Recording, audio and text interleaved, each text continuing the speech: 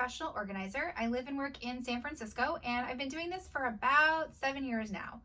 And I'm doing this series of videos to answer a few questions that I get all the time because I thought, it might be interesting to give you a little bit of a view into what it's like to work with a professional organizer if you haven't done that before.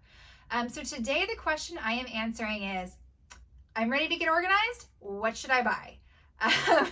And this question always makes me panic because the answer is nothing, no things, don't buy anything. And that might be surprising, but there's a couple of very good reasons why you do not start an organizing project by buying things. No containers, no bags, no bins, no baskets, nothing. Reason number one is you don't know what you're going to store. You don't pick containers by what you want the room to look like. You pick containers by what you need to store and how, and then you find an aesthetic in that container type that will match your space. If you go with the looks first, you'll end up with a lot of very attractive containers that don't actually create an organizing system that will work for you. So you have to know what you have before you know how to contain it.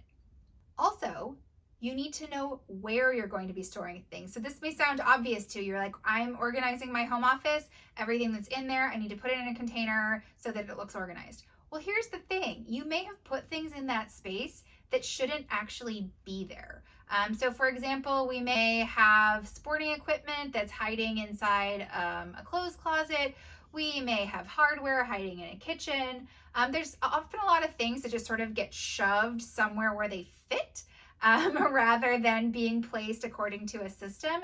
And so when you're organizing, it's really important that you put things in the space where you will use them. And so we can't go buy any containers until we know where we are buying the containers for. And on that subject, measuring is so important. The reality is you could go to a store and buy a bunch of baskets that you think look really pretty and they won't fit. They'll be too long for your shelf, or only 2 of them will fit, but there's this weird extra space on the side or whatever. It's really, really important to measure the exact space that you want to put containers in so you get one that not only looks good, but has the correct dimensions. And dimensions are really important, not just for where you're putting the container, but for what you're putting in the container. So the smaller the object, the smaller the dividers we have to have within an organizing system, because think about if you've ever found a big soft bin of kids' toys and at the bottom there's that layer of like Legos and doll shoes and other teeny tiny little things that all just fall to the bottom. That's why we have to calibrate the size of the container to what's being stored in it, because otherwise the small stuff just falls to the bottom and you can't find anything. And then that's not an organizing system, that's just a bin full of stuff.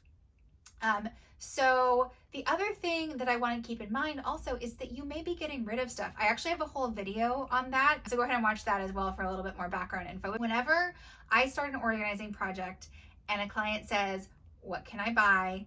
I say nothing. And we spend probably 75% of the project time sorting, editing, and placing belongings in sort of the skeletons of a system before we even think about what containers we're going to use, because the containers are what support the organizing system. They are not the organizing system itself. So I often say that I do not let my clients go to the container store unsupervised. It can be really overwhelming. There are lots of options. And if you haven't really thought through your system, measured your space, and really know what you want, you're just gonna walk in and go, what is all this? And probably buy the wrong thing, honestly. A lot of times I end up helping clients donate organizing product that still has the tag on because it just doesn't work for their space. So if you are thinking about getting organized, please, please, please don't buy anything. Start organizing first.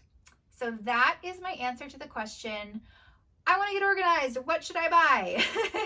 And if you have any follow-up questions or comments, please leave them down below. I will definitely get back to you on that. And if you could like the video, subscribe to the channel. There are a bunch of other interesting FAQs on here. I also have a tour of my closet so you can see that I actually walk the walk of living an organized life. Thank you so much for watching and have a great rest of your day. Bye.